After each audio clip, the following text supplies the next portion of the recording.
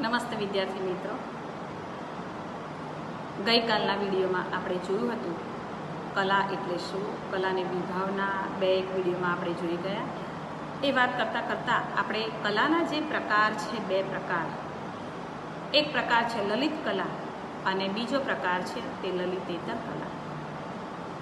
લલિત કલાને આપણે fine arts અંગ્રેજીમાં કહીએ છીએ, ગઈકાલે આપણે જોયું એ પ્રમાણે, અને લલિતેતર કલાને આપણે કહીએ છીએ એ યુઝફુલ આર્ટ એટલે કે ઉપયોગી કલા. હવે ત્યાં સુધી આપણે અટક્યા હતા કે બધી જ વાત કરી ગયા છે લલિતેતર કલામાં કે જે માનવ જીવનમાં એ ઉપયોગમાં આવે છે, જરૂરિયાતવાળી એ કલાઓ છે. તો લલિત કલાની વાત કરતાં આપણે જોયું હતું કે લલિત કલાના જે પ્રકારો છે એ લલિત કલાના પ્રકારોમાં સ્થાપત્ય કલા, શિલ્પકલા, ચિત્રકલા, સંગીત કલા અને સાહિત્ય કલા. એની વાત કરતાં આપણે સ્થાપત્ય વિશેની વાત કરી હતી. સ્થાપત્ય એટલે જ મકાન, એટલે કે ઇમારત. કલાત્મક રીતે મકાન બાંધવાની જ કલાને આપણે સ્થાપત્ય કલા તરીકે ઓળખીએ છીએ, એમ ગઈકાલે આપણે જોઈ ગયા હતા. પથ્થર, ઈંટ, ચૂનો, માટી, લાકડું વગેરે જેવા ભૌતિક સાધનોથી એટલે કે ઉપાદાનોથી જ સ્થાપત્ય કલાનું નિર્માણ થાય છે.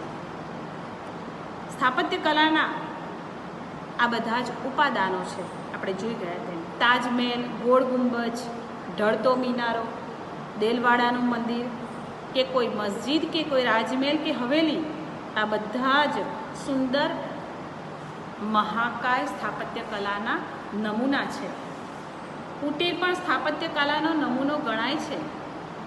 સ્થપતિ એ સ્થાપત્ય કલાનો કલાકાર છે. એણે પણ પાછો કડિયા, સુથાર અને મજૂરનો સાથ લેવો પડે છે. અલબત્ત કેટલાક સ્થાપત્યો ભારે કલાત્મક અને આકર્ષક હોય છે અને ભવ્યતાનું એ સુંદર દર્શન કરાવે છે, આનંદ મળે છે. પણ સ્થાપત્ય કલામાં ગતિ નથી. આ ગતિશીલ કલા નથી, માત્ર એક સ્થિતિ છે. એના આકારો સ્થૂળ છે, સૂક્ષ્મ નથી. મનના સૂક્ષ્મ અને ચંચળ ભાવોને વ્યક્ત કરવાની ક્ષમતા સ્થાપત્ય કલામાં નથી.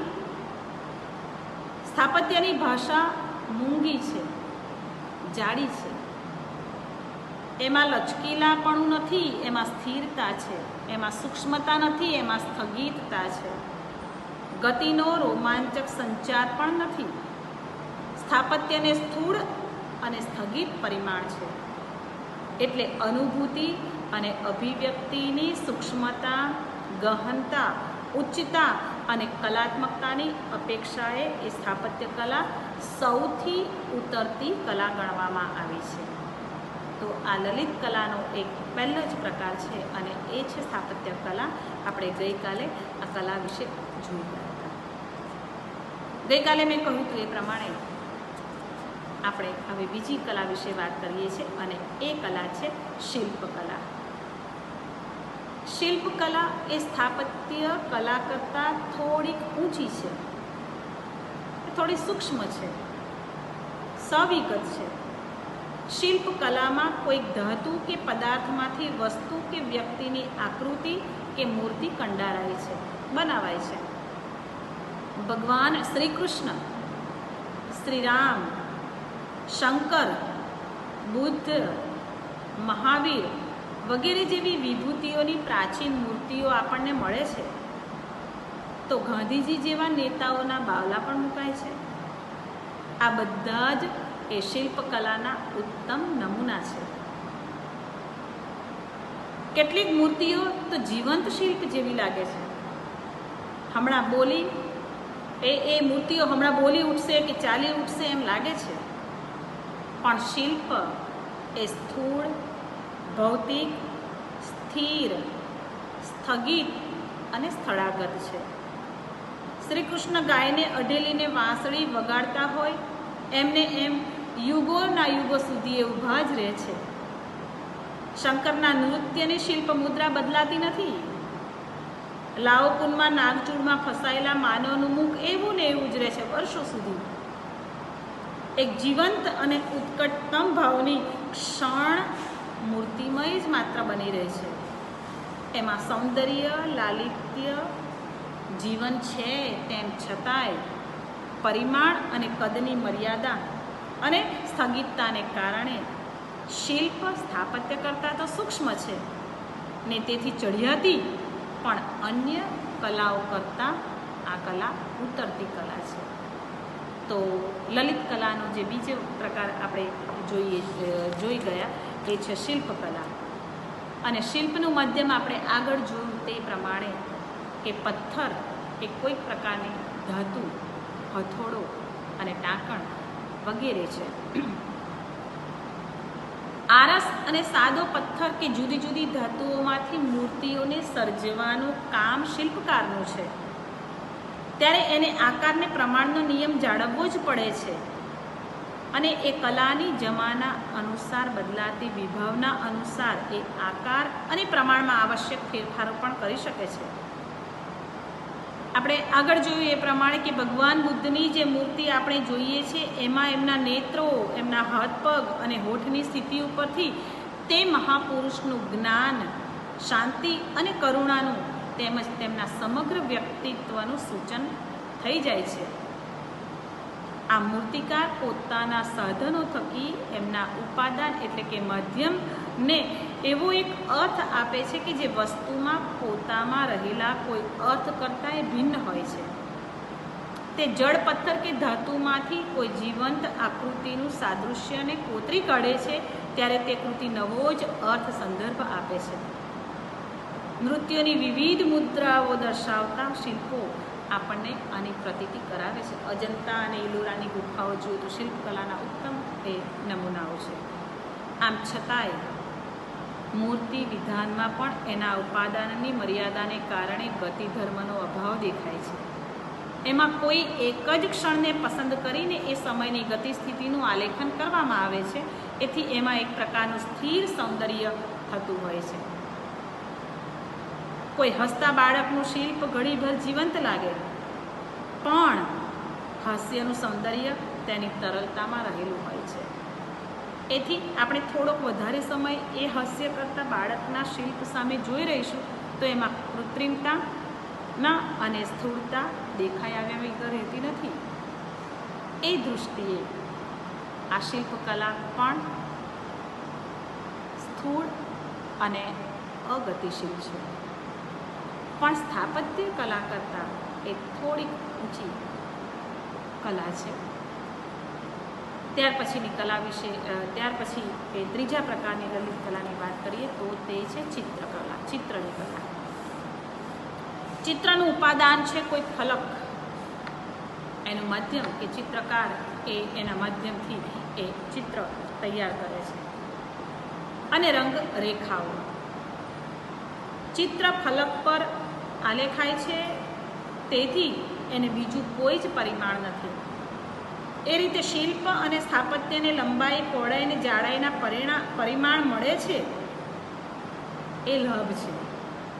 ચિત્ર તો સપાટ છે, એમાં જાડાઈ, ઊંડાણ પણ રંગરેખાની છાયા લીલાથી જ એને આલેખવા પડે છે ચિત્રકારને. પણ ચિત્રમાં વધુ સૂક્ષ્મતા, વિગત, વિલાસ થઈ શકે છે. ચિત્ર એટલે જ મૂગી કવિતા. એ મૂગી કવિતા જેવું જ હોય છે. એના રંગો અને રેખાઓની લીલા એ અનોખી ભાવ સૃષ્ટિ સર્જે છે. પ્રભાવ પણ એવો જ ઊભો કરે છે. પ્રભાવ પણ એવો જ ઊભો કરે છે કે પતંગિયું કે ચકલી જ નહીં, માણસ પણ ચિત્રને વાસ્તવિક સમજીને વર્તે છે. પણ ચિત્રની સ્થિતિ, ફલક, પરિમાણ, સ્થિરતા, સ્થગિતતા, ભૌતિકતાની મર્યાદા છે. અને ચિત્ર પણ એક ક્ષણના જ દ્રશ્યને ચિત્રિત કરે છે, સ્થિતિગત રીતે ચિત્રિત કરે છે.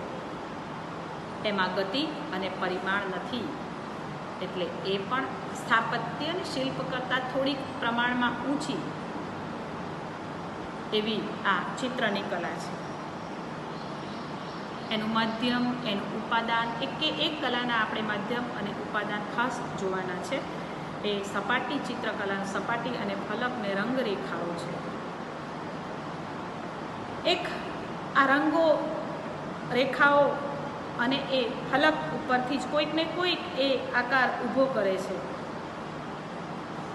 ચિત્રકલામાં સ્થિર સૌંદર્ય જ વિશેષપણે પ્રગટે છે.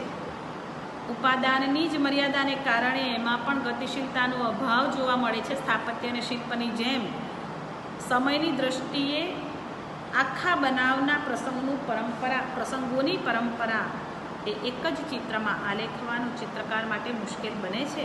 એટલે ચિત્રકાર મોટાભાગે એક જ કૃતિ માટે કોઈ એક ક્ષણને પસંદ કરીને તેને ચિત્રમાં બાંધી લે છે.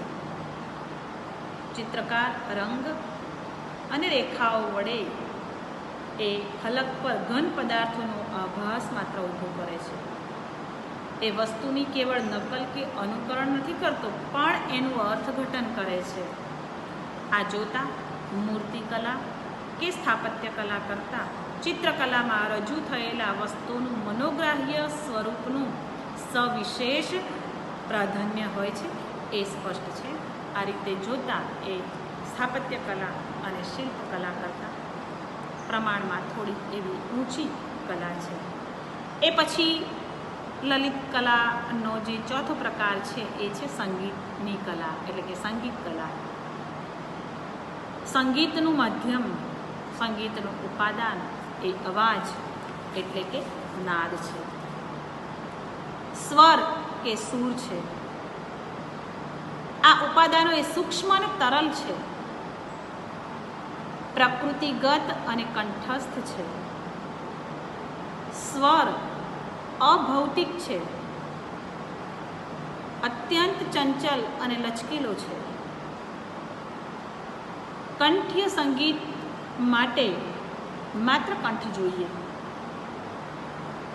સંગીતકારનો કંઠ ઉપર સંપૂર્ણ કાબુ ધારે તેમ કંઠને વહાવી શકે, એને રમાડી શકે. વાદ્ય સંગીતમાં વાદ્યના સૂરો પ્રગટાવવાના, કંઠ અને વાદ્યના સૂરની મિલાવટથી કર્ણમધુર સંગીતની સુરાવલી પ્રગટે. વિવિધ ભાવોના વિવિધ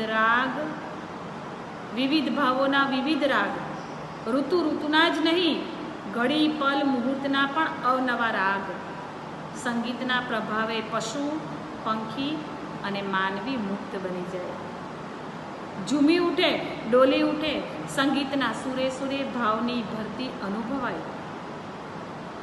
મલ્હાર રાગ ગાય, મેઘ વર્ષાની અનુભૂતિ થાય અને દીપક રાગથી કોઠે કોઠે દીવા પ્રગટે. શ્રોતા કોઈ અગમ્ય વાયવ્ય અગોચર સૂર સૃષ્ટિમાં ખોવાઈ જાય. સંગીત બંધ પડ્યા પછી પણ કાનમાં અને મનમાં એ ગુંજ્યા કરે. એ સૂર સાથે કાવ્યના શબ્દ ભળે તો તેમાં સુગંધ ભળે. ભારતીય શાસ્ત્રીય સંગીત એ બીધોવનનું મધુર સંગીત કે પછી પોપ સંગીત અને જહાજ સંગીતના તોફાની સૂરો ભાવકને અત્યંત મુગ્ધ કરે છે. પણ સંગીતની અતિશય સૂક્ષ્મતા અને વાયવ્યતા, અસ્પષ્ટતા અને અગમ્યતા તેની મર્યાદા પણ બની રહે છે. સૂક્ષ્મતા સાથે વિશદતા નથી. માનવ મનની અનેક સંકુલ અને જટિલ લાગણીઓને વર્ણવી શકાતા નથી. સંગીત માટે જ્ઞાનની જાણકારી જોઈએ, નહીં તો હાસ્યાસ્પદ સ્થિતિ પણ ઊભી થાય. સંગીત સાંભળવામાં પણ ઘોડા ભાભાનું કામ નહીં. ગીત વગરનું સંગીત સમજવું, આસ્વાદવું પણ અઘરું. એથી કેટલાક એવા હોય છે કે ચલત રાજકુમારી સાંભળીને પોતે જ ચાલવા માંડે. સિને સંગીત શાસ્ત્રીય રાગો પર આધારિત ગીત સંગીત કે સુગમ સંગીત બની લોકપ્રિય બન્યું છે. સંગીત શ્રાવ્ય કલા છે અને એનું ઉપાદાન સૂક્ષ્મ છે. તેથી જ એ સાહિત્ય કલા પછીનું ઉચ્ચ સ્થાન ધરાવે છે. એટલે કે સંગીત કલાના જે ઉપાદાન છે એ સૂર, કંઠ એટલે કે સ્વર છે. એ ઉપાદાન થકી સંગીત કલાનું નિર્માણ થાય છે. પણ એ સ્થાપત્ય કલા, શિલ્પકલા અને ચિત્રકલા કરતાં એ થોડીક વધારે ચડિયાતી છે, કારણ કે એના ઉપાદાનો સૂક્ષ્મ છે અને એમાં ગતિશીલતા છે. એટલા માટે આ આગળ જોઈ એ અન્ય કલાઓ કરતાં આ કલા થોડીક ચડિયાતી છે એમ કહી શકાય. એટલે કે સંગીતકાર એ પોતાના કંઠને જ કેળવણી આપીને નાદની વ્યવસ્થામાં સૌંદર્યનું નિર્માણ કરે છે. સ્વરોની સંવાદિતાના નિયમમાં સમયની માત્રાનો પણ ખ્યાલ કરે છે અને સંગીતને અર્થવાળા શબ્દો સાથે કશો સીધો સંબંધ નથી. સંગીતમાં એના ઉપાદાનની અસ્પષ્ટતા કે સંદિગ્ધતા એવું વિશિષ્ટ મૂલ્ય એ છતું કરે છે. સંગીત સૌથી વિશેષ પ્રત્યક્ષ અસર કરનારી કલા છે. એ વિશાળ ફલક પર વ્યાપારવાન થવાની શક્તિને કારણે સંગીત એ બાળકથી માંડીને વૃદ્ધ સ્ત્રી પુરુષ સુધી અને નિરક્ષરથી માંડીને વિદ્વાન સુધી સૌ કોઈને અપીલ કરે એવી કલા છે. માનવીના ચિત્તમાં રહેલી સનાતન વૃત્તિઓને સંગીતકાર સ્વરના જાદુથી સંબોધે છે અને એને આનંદમય બનાવે છે, આનંદલીન બનાવે છે. સંગીતનું માધ્યમ વધારે શુદ્ધ હોવાથી અત્યારના ઘણા વિવેચકો એને શુદ્ધ કલા તરીકે સન્માને છે. લય અથવા છંદ એ કવિતાનું અંગભૂત લક્ષણ નથી.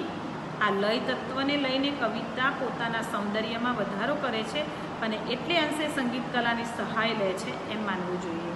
આમ છતાં સંગીત કલાની એક મર્યાદા નોંધવી જોઈએ કે સંગીતકાર પાસે ગમે તેવું કૌશલ્ય હોય, ગમે તેવી પ્રતિભા હોય તો પણ વાસ્તવ પદાર્થોનું ને વિશેષપણે આકૃતિઓનું પ્રતિનિધાન યોજવામાં એ ભાગ્યે જ પૂર્ણપણે સફળ થઈ શકે છે. દાખલા તરીકે સમુદ્રના તોફાનો, વીજળીના ઝબકાર અને યુદ્ધનું મિશ્ર વાતાવરણ સંગીતકાર નાદોની યોજનાથી વિષયની અગાઉથી જાણ ન હોય તો આપણા ચિત્તમાં એ ભાગ્યે જ સ્પષ્ટ કરી શકશે. એ દૃષ્ટિએ જોતાં આ કલા પણ સાહિત્ય કલા કરતાં થોડી ઉતરતી છે, પણ અન્ય કલાઓ કરતાં આ સંગીતની કલા વિશેષ ચડિયાતી છે. તો લલિત કલાનો એક છેલ્લો પ્રકાર એ બધી જ કલાઓ કરતાં એ સર્વશ્રેષ્ઠ છે, સર્વોત્તમ છે. ઉચ્ચાવચતાની દૃષ્ટિએ એ સાહિત્યની કલા એ ચડિયાતી છે. તો એ સાહિત્ય કલા વિશે વાત કરીએ. આપણે આગળ જોયું એ પ્રમાણે કે સ્થાપત્ય કલાના ઉપાદાનોમાં જોઈ ગયા કે ઈંટ, ચૂનો, પથ્થર, સિમેન્ટ વગેરેથી સ્થાપતિનું નિર્માણ થાય છે. સ્થાપત્ય કલાનું સ્થાપતિકારનું નિર્માણ કરે છે. શિલ્પકલામાં જોયું કે હથોડું, ટાંકણ, પથ્થર આ બધાથી શિલ્પની મૂર્તિ તૈયાર થાય છે, એટલે શિલ્પ તૈયાર થાય છે. શિલ્પીકારો એનું નિર્માણ કરે છે. ફલક, રંગ, રેખાઓ, કેનવાસ આ બધા ચિત્રકલાના ઉપાદાનો છે કે જેનાથી ચિત્રકલાનું નિર્માણ થાય છે. સ્વર અને નાદ એટલે કે કંઠ, સૂર આ બધા જ એ સંગીત કલાના ઉપાદાનો છે. એનાથી સંગીત કલા સર્જિત થાય છે. તો શબ્દ અને અર્થ, શબ્દનો અર્થ, શબ્દમાંથી નીકળતો અર્થ એ સાહિત્ય કલાનું ઉપાદાન છે અને આ ઉપાદાન એ અત્યંત સૂક્ષ્મ છે અને ગતિશીલ છે. એ દૃષ્ટિએ આ બધી જ કલાઓ કરતાં સર્વશ્રેષ્ઠ ચડિયાતી કલા હોય તો તે તે સાહિત્યની કલા છે. સાહિત્યનું માધ્યમ એટલે કે ઉપાદાન એ શબ્દ છે. શબ્દનું માધ્યમ અન્ય કોઈ પણ કલાના ઉપાદાન કરતાં ઓછું ભૌતિક અને વધારે શક્તિશાળી છે. સાહિત્યકાર જ્યારે શબ્દનો ઉપયોગ કરે છે ત્યારે અર્થ સાથેના એક ખાસ સંબંધનું નિર્માણ થાય છે. શબ્દકોશમાં પડેલા શબ્દો કોઈકને કોઈક પ્રકારનો ચમત્કાર લઈને સાહિત્ય કૃતિમાં આવે છે અને ઘણીવાર એક જ શબ્દ એ જુદા જુદા અર્થમાં પણ પ્રયોજાય છે. તો મિત્રો કેટલો બધો આ ચંચળ શબ્દ છે. ઘણા બધા સંદર્ભોને લઈને, ઘણા બધા દૃષ્ટાંતોને લઈને આખી સાહિત્ય કલાને આપણે પછીથી વિગતે જોવાની છે. ઘણીવાર એક જ શબ્દ એ જુદા જુદા અર્થમાં પ્રયોજાય છે અને જુદી જુદી અર્થ છાયાઓ એ અવનવું સૌંદર્ય સિદ્ધ કરે છે. આપણે પ્રાચીન વ્યાખ્યા પ્રમાણે એટલે કે ભારતીય જે પૂર્વસૂરીઓ છે, ભામ છે, દંડી છે, વામન છે, કુંતક છે, એ કહે છે કે સાહિત્ય એટલે શબ્દ અને અર્થનું સહિતપણું. આ જોડાણ એ પ્રતિભાશાળી સર્જકના હાથે જ થાય છે અને ત્યારે જ એમાં કોઈકને કોઈક વિશિષ્ટતા કે ચમત્કૃતિ પ્રવેશે છે. તો મિત્રો આજે આટલા સુધી રાખીએ છીએ. હજી બહુ જ વિગતે અને કેટલા બધા ઉદાહરણોની સાથે આપણે શબ્દની વાત કરીશું, એટલે કે સાહિત્યનું જે ઉપાદાન છે શબ્દ, એ શબ્દની વાત કરીશું ને એ શબ્દને કારણે જ એ બધી જ કલાઓમાં એ શ્રેષ્ઠ કલા છે એવું અંતે આપણે તારણ કાઢીશું. તો મિત્રો અહીંયા સુધી આપણે અટકીએ છીએ. આવતીકાલે વિશેષ આપણે સાહિત્ય કલામાં આગળ જઈશું. Thank you very much.